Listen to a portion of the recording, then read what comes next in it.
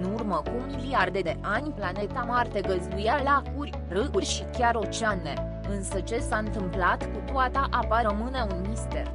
Până acum, cercetătorii au crezut că aceasta a ajuns în spațiu.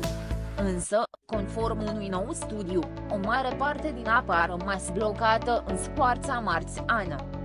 Asta nu înseamnă că sub suprafața planetei există un fel de rezervori imense de apă, a avertizat Eva Skeller, cercetătoare la Institutul de Tehnologie din California și autoare principală a studiului publicat în prestigioasa revistă Science.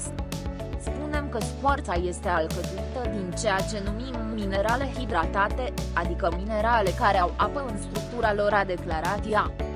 La începutul istoriei sale, Marte avea suficientă apă lichidă la suprafață pentru ca toată planeta să fie acoperită cu apă care ajungea la echivalentul unei înălțimi cuprinse între 100 și 1500 de metri, potrivit oamenilor de știință. Prin comparație, 1000 de metri înălțime pe întreaga planetă roșie reprezintă jumătate din Oceanul Atlantic, după cum a calculat Eva Skeller.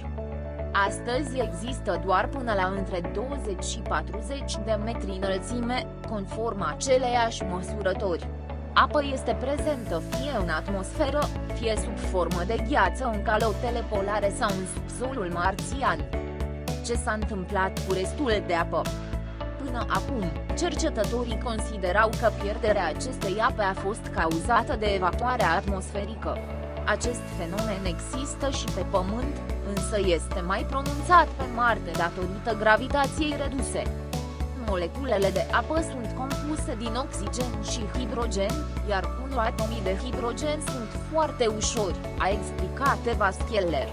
Din acest motiv, ei se pot elibera de câmpul gravitațional de pe Marte și pot scăpa în spațiu, a adăugat ea. Însă, această teorie poate explica doar pierderea unei cantități mici de apă. Cu toate acestea, observațiile și analizele prin satelit efectuate de vehiculele robotizate trimise pe Marte au demonstrat că, de fapt, planeta a adăpostit mult mai multă apă. În plus, studiul nivelului de deuteriu de pe Marte, care alcătuiește o mică parte din hidrogen și scapă mai puțin în spațiu deoarece este mai greu, nu s-a potrivit cu teoriile evaporii atmosferice. Studiul publicat marți a construit pentru prima dată un model căruia i-a fost adăugată o teorie complementară. Când o piatră interacționează cu apa, are loc o serie de reacții chimice foarte complexe ce formează un mineral hidratat, a explicat Eva Skeller. Argila este un exemplu foarte comun al unui astfel de mineral și, de asemenea, cel mai comun pe Marte, potrivit cercetătoarei. Pierderea de apă din scoarța marțiană este cel puțin egală sau mai mare decât evapoarea atmosferică, a spus ea. Până la 99% din apa care a dispărut de pe suprafața marțiană ar putea să fi rămas captivă în roci. Aridă timp de 3 miliarde de ani. Studiul demonstrează că pierderea apei în scoarță este un mecanism foarte important pentru planete, care dictează momentul în care acestea devin aride, a spus cercetătoarea. Acest proces se produce și pe Pământ, însă datorită tectonicii plăcilor, care nu există pe Marte, apa rămasă captivă este reciclată, prin intermediul fenomenelor vulcanice. În plus, cunoscând faptul că mineralele hidratate de pe Marte au o vechime de cel puțin 3 miliarde de ani, acest lucru înseamnă că planeta roșie își pierduse deja cea mai mare parte a apei până atunci, potrivit studiului.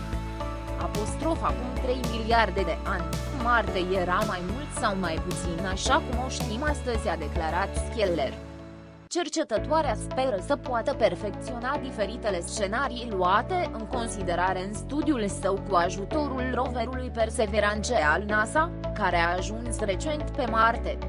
Perseverance va studia exact acele procese și reacții care fac ca apa să rămână prinsă în scoarță, a spus ea.